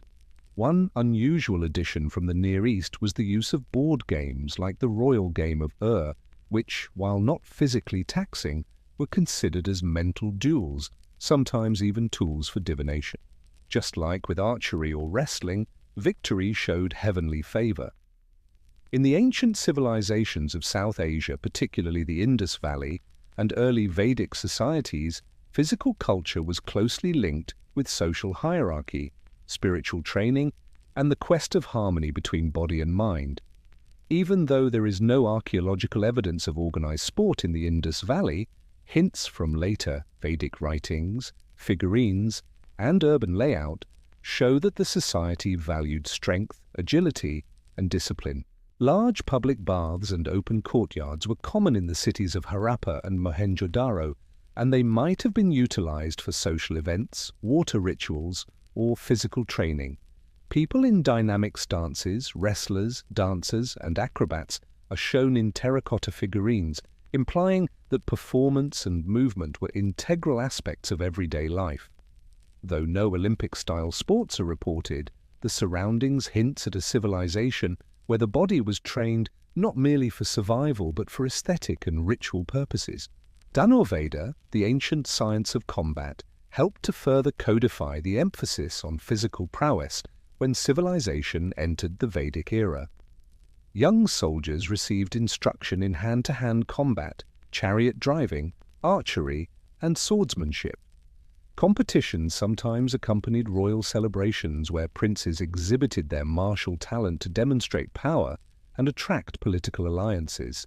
Wrestling, Malayuddha, evolved as one of the most revered sports in ancient India. More than just raw force, it was a spiritual discipline. Wrestlers led disciplined lifestyles, trained frequently in temples, and adhered to stringent moral and nutritional regulations. A historic wrestling school, the Akhara operated similarly to a monastery and placed equal emphasis on mental and physical chastity. In modified forms, the tradition is still widely accepted today. Sanskrit writings also mention dice and ball games. The Sanskrit word for sport, krida, included everything from strategy games to animal racing. Even celestial heroes like Krishna and Arjuna are seen playing sports in the Mahabharata, frequently utilizing their prowess as a metaphor for cosmic conflict. During this time, yoga also emerged as a rigorous system of mental and physical discipline meant to achieve spiritual freedom, rather than as a peaceful, stretching exercise. Here, athleticism was for transcendence rather than glory. Although they are sometimes left out of historical narratives, women did play sports in antiquity, albeit typically in arenas designated for their gender and with severe restrictions. Women's training, competitiveness, and physical prowess were frequently associated with conception, grace, or ceremonial purity rather than with competition or public display. Nonetheless, we discover startling evidence of female athletics in many cultures, sometimes praised, sometimes repressed, but never completely missing. Women were prohibited from participating in the Olympic Games in ancient Greece, as well as from observing them. They did, however, honor the goddess Hera with their own festival, the Heria, which was held in Olympia. In contrast to married women's veils, young single girls raced barefoot in tunics that were shorter than usual and had loose hair. Victory was celebrated with sculptures and rewarded with olive crowns despite the absence of a javelin or pancration. Women had much greater athletic freedom in Sparta. Spartan girls trained openly in sprinting, wrestling, and throwing, often competing in front of male audiences. They viewed their athleticism as a virtue of citizenship. Strong warriors were born to strong moms. This was surprising to the rest of Greece, but Sparta saw female power as essential to their militarized civilization. Women are depicted dancing, leaping, and executing gymnastic feats in Egyptian tomb paintings and reliefs, especially during religious events and festivals. These were tough athletic performances, but they weren't competitive. A lengthy legacy of skilled movement and physical artistry is shown by several sequences, which even feature partnered female acrobats in mid-air postures. More intricate examples can be found in ancient Rome. Slaves and lower-class women occasionally competed in public sports as gladiatrices or female gladiators, but privileged Roman women hardly ever did. Inscriptions attest to their existence, albeit their rarity. In private villas, ladies more frequently engaged in equestrian training, swimming, and ball activities. According to documents from the Tang dynasty, polo, one of the few main games in China where men and women could compete side by side, was played by noble women. Clad in flowing gowns, they made precise balls as they galloped past imperial courts. These acts horrified subsequent Confucian historians, yet they illustrate a brief window where elite women had athletic agency. The spirit of historical sports continues to pulsate through the present world, despite the fact that the crowds have long since dispersed and the dust of old stadiums has settled. The ancient world is not the only source of inspiration for modern athletic culture, which includes everything from football stadium chants to Olympic gold medals. Its structure, spectacle, and even soul are all inherited. The actual Olympic Games are a direct rebirth. With ceremonial oaths, laurel themes, and even the flame, once considered a sacred emblem for Hestia, the contemporary Olympics were purposefully modeled after their Greek forebears when they were revived in 1896. The fundamental objective is still to celebrate the physical limitations of the human body, even though the ideals have changed from heavenly favor to world cooperation. Our passion for stadium sports is influenced by Roman culture. The gladiatorial displays of the Colosseum are mirrored in the size of venues, organized leagues, and the theatricality of contemporary games, from entrance music to exaggerated commentary. Rome's imperial spectacle is even where the concept of cheering sections, uniforms, and sports as a sign of national identity originated. The ways that we associate sports with ritual and symbolism are reminiscent of Mesoamerican traditions. Thankfully, we still refer to sportsmen as warriors, matches as battles, and trophies as sacred items, even though no modern game ends in human sacrifice. Victory is still a myth. The concept of sport as moral education has persisted, from the graceful archery competitions in China to the military rigor of Persian training. In addition to teaching movement, contemporary martial arts also instill ideals derived from ancient traditions, such as self-control, respect, and self-mastery. In an effort to unearth the many roots of contemporary athletics, historians and enthusiasts have rekindled interest in even long-forgotten games like Cuju and Crida, not as antiquated artifacts, but as reminders that competition need not always be physical. Old board games are also making a comeback in popular culture. The way that sports were framed in the ancient world as more than just leisure is arguably the most striking. They were actions of identity, religious statements, and political instruments. Today, we witness the same tradition, sport as narrative, as power, as legacy, when athletes kneel, speak out, or represent entire nations. To put it briefly, the ancient world created not only games but also the notion that people may strive for greatness through sports, not only power or speed, but also honor, purpose, and the never-ending quest for something that is just out of our grasp. The city of light, romance, art, and revolution is Paris. However, few visitors are aware that there is a much darker and more somber city beneath the imposing boulevards and famous landmarks.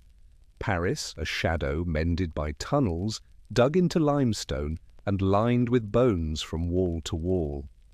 The remains of more than 6 million people can be found in the 200-mile-long catacombs. Innocently enough, the journey into the tombs begins. You descend a spiral staircase to escape the bustle of the everyday world. As the temperature drops and the light fades, you find yourself in the ossuary, a place where the walls are actually composed of human bones that have been arranged with unsettling accuracy. Femurs are crosshatched in ornamental designs and skulls are grouped in rows like trophies. Some tunnels even take the form of columns, crosses, hearts, and other designs. It's unnervingly serene and morbidly artistic. Tourists were never intended for this eerie maze. Actually, as early as the Roman era, limestone quarries were excavated to create the catacombs. The very bones of the soil were used to grow Paris, bridges, churches, and buildings made of limestone. However, as the living ran out of space for the dead, those deserted quarry tunnels would play a new purpose by the 1700s. By the middle of the 18th century, Paris was in serious trouble. Corpses were actually spilling onto neighboring buildings from the overcrowding in its cemeteries, especially the notorious saints' innocents. The sickness, the overwhelming stink, is unavoidable. There had to be action. Millions of bodies were dug up from overflowing cemeteries and moved into the deserted quarries by officials starting in 1786.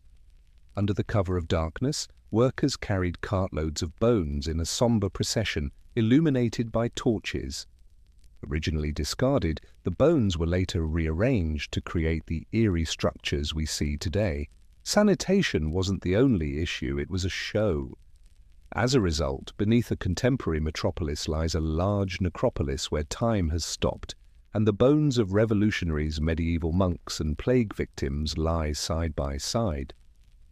The dead are not the only things preserved in the catacombs.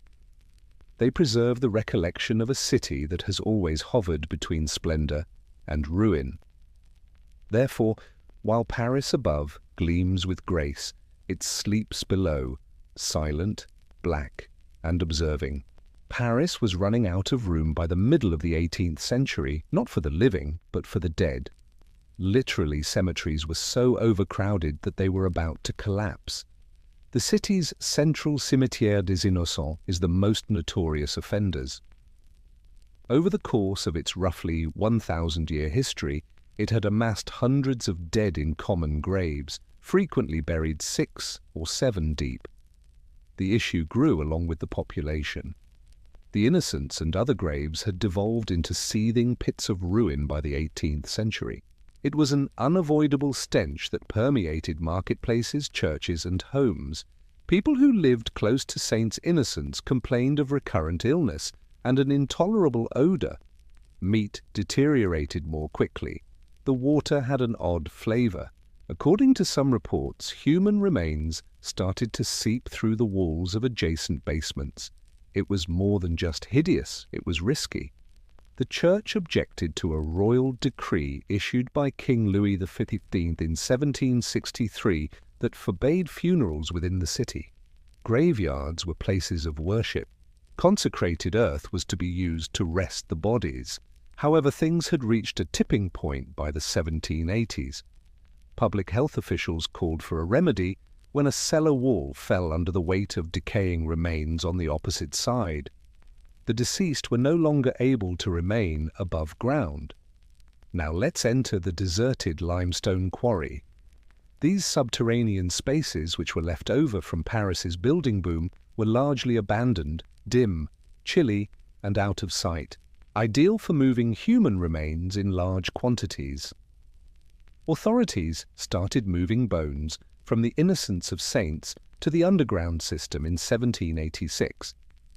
In order to avoid public observation, the job was done at night. The carts of bones were covered with black cloth, and the workers wore dark robes. The rites of the dead were chanted by priests who accompanied the processions. It was as grim as it was reverent. For decades, the bodies were transferred. Other cemeteries, including Madeleine, Montmartre, and Saint-Étienne-de-Grès, were also cleared out. In an attempt to conserve space and create a gloomy sense of order, administrators started organizing the growing number of bones in the tunnels into patterns. One of the most terrifying monuments in the world was the result of this calamity, which was caused by too many dead and not enough land. The catacombs served as more than simply a remedy. They served as a reminder that the city still needed to be run even after death. It is immediately apparent that this is no ordinary bone dump when you enter the ossuary area of the Paris Catacombs. Architecture is what this is. A chilly, painstaking symmetry made from human remains rather of stone or brick. Femurs and tibias frame the skulls, which are arranged in tidy rows along the walls. Certain portions create arches, crosses, hearts, and other patterns. Each building is designed to preserve bones as well as to turn them into a type of underground art. It was no coincidence that this change occurred. It was the creation of early 19th century quarry inspector Louis-Étienne Héricart de Thury. Héricart had a distinct idea, whereas previous transfers had only included heaping bones. He thought the catacombs could be a reflection of life's fleeting nature, a solution to congested graves, and a monument that was both aesthetically pleasing and moral. He oversaw the ossuary's cleaning, organization, and placement in the eerie gallery that exists today. The actual bones extracted from millions of people were unidentified, bone after bone, stacked like library shelves of the dead, with no names or tombstones. Plaques, which are tiny stone monuments that indicate which cemetery the remains originated from and the year of transfer, are the only means of identification. Poetic inscriptions can be found in several places. "Stop," one reads. "The empire of death is this." Additionally, structural stability was a problem. The bones served a purpose beyond ornamentation. They served to strengthen the tunnels that already existed. Bones are sometimes crammed behind retaining walls, out of sight but necessary to support the confined passageways. Engineers needed to use caution. A collapse would result in more than simply destroyed tunnels because they were functioning beneath Paris itself. Entire neighborhoods might be affected. In the beginning, there wasn't much lighting, just torches or flickering oil lamps that caused the shadows to move across rib cages and eye sockets. Electric lights today give the scenes a less sinister but no less fantastical quality. It was more than just an ossuary. The underworld was designed, a combination of practicality, deference, and gory spectacle. A place created to give the innumerable dead a voice and to humble the living. Every wall serves as a reminder here. Architecture can be both terrible and beautiful. The faces become blurry as you go deeper into Paris's catacombs because there aren't any. Identical bones from 6 million bodies, no epitaphs, no names, silently observing in rows upon rows of unidentified skulls. But there is a disturbing question concealed behind this unsettling homogeneity. Who are they? Everyone, is the response. The remains of common Parisians who lived and died throughout centuries are kept in the catacombs. Children, soldiers, midwives, priests, bakers, and slaves. People who formerly prayed in the city's cathedrals traversed its muddy streets and packed its claustrophobic neighborhoods. They were relocated here and became a part of this enormous underground ossuary as their graves overflowed and cemeteries started to decay. A few of the bones belonged to people who had been afflicted by plagues, particularly the Black Death and subsequent cholera epidemics. So many people died from disease that cemeteries turned into mass graves. Others perished in childbirth, fires, or famines. When excavated, several were primarily skeletal because they had been buried for centuries. Others had hardly broken down. Their relocation was an unpleasant, gritty, and insensitive affair. Not a ceremony, but a solution. However, not every deceased person was a commoner. As political unrest swept the city, the bones of French revolutionaries, clergy, and nobles also ended up here. When guillotines converted public squares into bloody rivers during the French Revolution, victims were frequently buried in mass graves before being transported underground.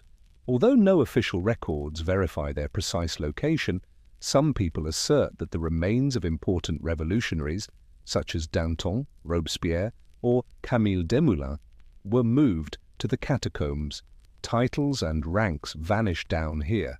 Intriguingly, the Val-de-Grâce quarry part is thought to include the bones of nuns and monks. When Paris needed more space for the dead, these religious communities, once interred in convent gardens, were finally uprooted along with everyone else. The youngsters, whose smaller bones are strewn throughout the heaps, are a quiet testament to lives cut short. There are no dates or markers. Identity is intentionally erased in the tombs. Peasants, poets, plague victims, and patriots are all equal in death. They talk about the weight of history, the cost of city existence, and a society that used to stand shoulder to shoulder but now lies skull to skull despite the overwhelming anonymity and the reduction of 6 million souls to geometry. There is a forbidden world beneath the tourists' feet as they make their way through the official part of the catacombs, which is about a mile of clean, well-lit passageways.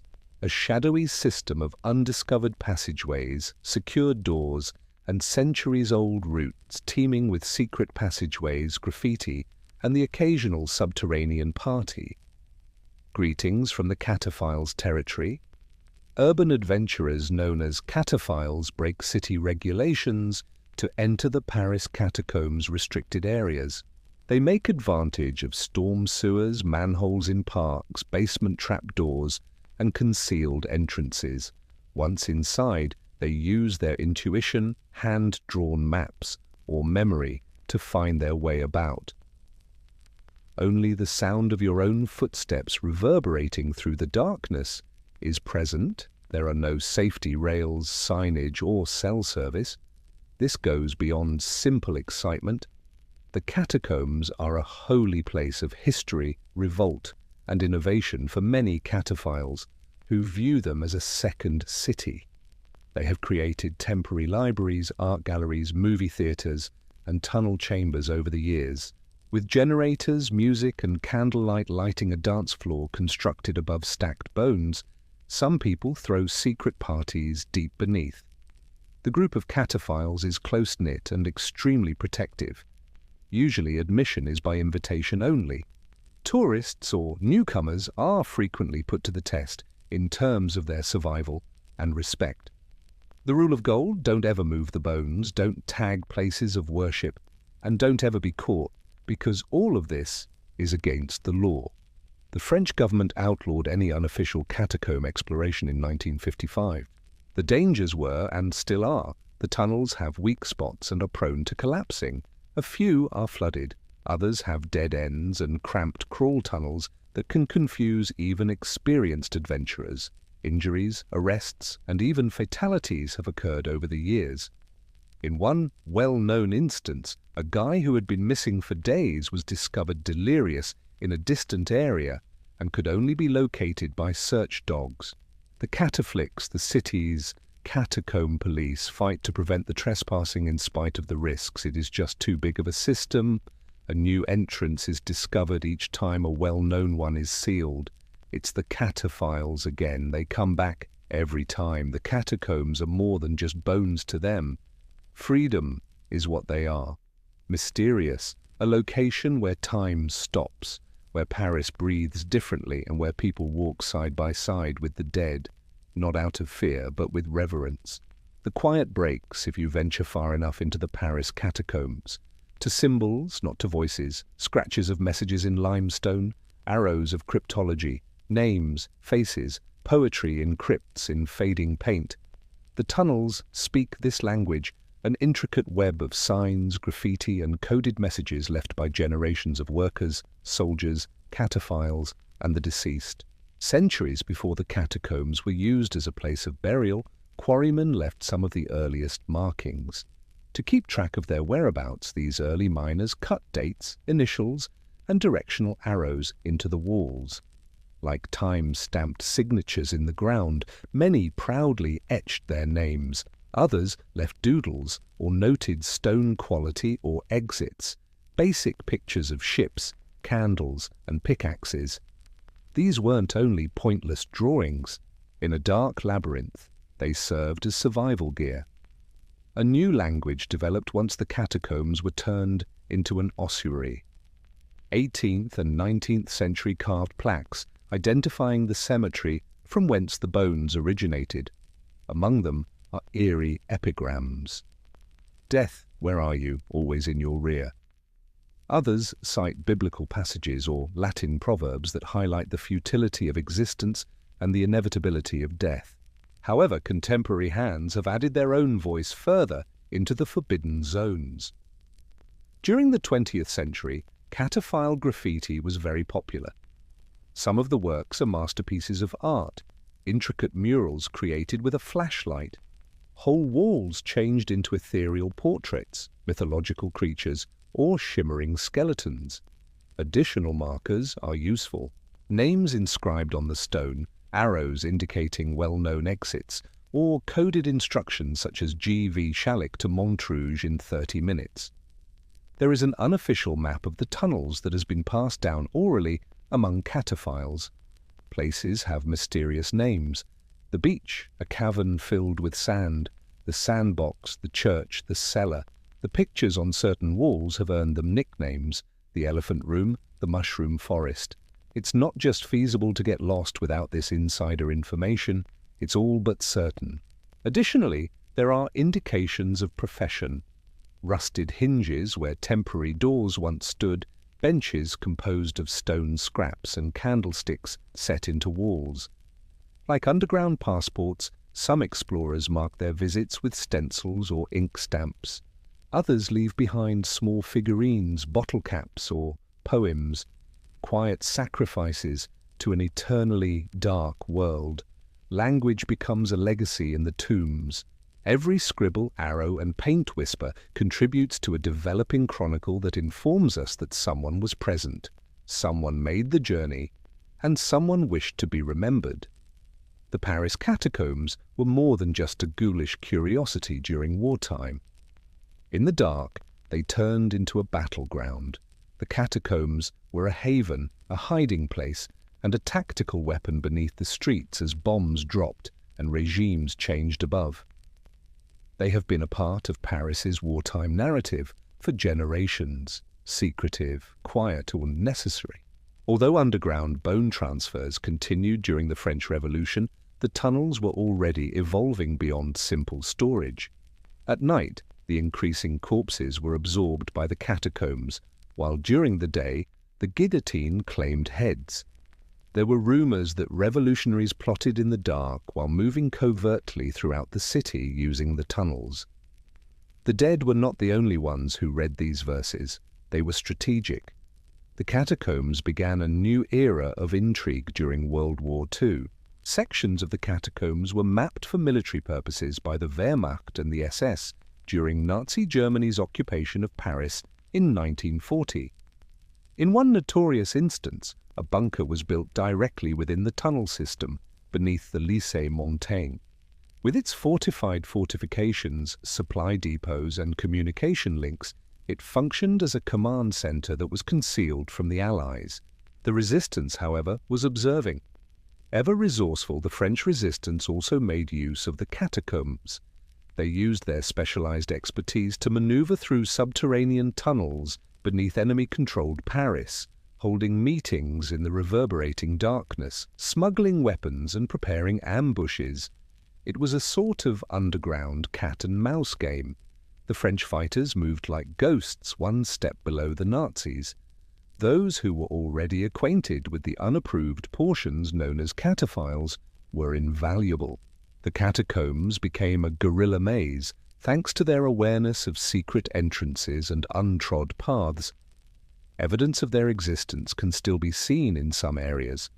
Ration can remnants, resistance graffiti, and even defensive buildings carved into the stone. During air raids, bomb shelters were carved. Sometimes, amid Nazi crackdowns or Allied bombardment, common people escaped to the tunnels. Families waited down there in the silence, with battle overhead and bones on one side and hope in the middle. Many of these wartime areas were forgotten or locked off after the war. But there are still traces. A charred wall, a stack of gas mask filters, and a rusting door. Long before the 20th century, the catacombs were a repository of secrets, but during the war they took on a new significance, a furnace of resistance, survival, and the silent rebellion of a city that will not perish. Legends follow when there are bones and darkness. This is also true of the catacombs in Paris. These tunnels have been the cradle of urban tales, ghost stories, and mythologies that conflate nightmare and reality over the ages. The catacombs, which were once used as a place to bury people, are today the site of a folklore that is constantly expanding with each fresh echo in the shadows. The story of the Phantom of the Catacombs is among the most well-known. According to some, it's a long-dead quarryman who got lost and is now wandering the tunnels, his footsteps heard but never seen. According to some, he is a plague victim who is doomed to spend eternity searching the ossuary for his missing family among the 6 million skulls. Ghost or metaphor in some parts of the tunnels, especially close to older, unexplored ossuaries, visitors and explorers have reported disembodied whispering, cold gusts of air, and abrupt nausea. The legend of the camcorder tape comes next. A video camera was purportedly discovered by a group of cataphiles in a limited area during the beginning of the 1990s. The video, which was later shown on French television, showed a man sprinting, twirling, and getting lost while he was alone in the tunnels. He finally lets go of the camera. Nobody is aware of his identity or his fate. He was never named, and the video finishes in silence. The tale of the lost explorer who never returned to the surface became a contemporary myth. Other tales are more fantastical. Rumor has it that underground cults have used the tombs for rituals, or that rooms have been filled with human bones arranged like chairs and thrones. One sealed room, found in the early 2000s, featured an underground movie theater, a fully equipped bar, and a functional phone line. A terrifying message on the wall: "Don't look for us." The catacombs mythos's potency is indisputable despite skepticism. It thrives on our innate fear of the unknown, the dark, and the impossibility of dying. Although the space is real, the stories exist in the spaces between quiet and echoes, between illumination and shadow. One thing is for sure, whether you believe the stories or not: fear breathes freely deep beneath Paris. The catacombs also don't sleep. One of the most bizarre and popular tourist destinations in Paris nowadays is the catacombs. Every year, hundreds of thousands of people enter this empire of death, not for ceremonies or funerals, but out of curiosity, to take selfies with skulls, or just to experience the excitement of being surrounded by 6 million people who were once alive. Mortality is exposed there, but it's promoted with a pamphlet and a ticket stub. When it was first opened to the public in 1809, the official ossuary was meant to serve as a place of contemplation and a memento mori for a city that was too preoccupied with the surface. Early visitors, perhaps escorted by priests or academics, were led through by lantern light. Even though the walls are safer and the lighting is stronger now, the sense of calm, awe and horror mingled with wonder is still there. Since the 19th century, tourism has only increased in size. The catacombs have long captivated poets, thinkers and painters. In search of inspiration, Victor Hugo explored its depths. It was described as exquisite by Salvador Dalí. Many people now view it as a pilgrimage, not only to face death, but also to be in awe of how carefully death has been arranged, stacked, and presented. The catacombs are still debatable, though. Mass graves being turned into tourist attractions, according to critics, is disrespectful and reduces human beings to ornamentation. Few visitors are aware of what they're witnessing, according to others. These aren't props, they're actual people, once with names, faces and families, now just anonymous artifacts from a bygone era. Nevertheless, the catacombs have a significant function. They serve as a reminder of scale and the vast number of lives that have gone before us. They literally serve as Paris's foundation, with the dead helping to support the living. The city's sidewalks and mythologies are now supported by bones that once carried bread, books, or revolution. Ironically, though, Paris feels different as soon as you ascend the stairs and reach the surface again. Brighter, louder, and more vibrant. Because death is not ultimately glorified in the catacombs, they make us more acutely aware of the beauty, fragility, and fleeting nature of life.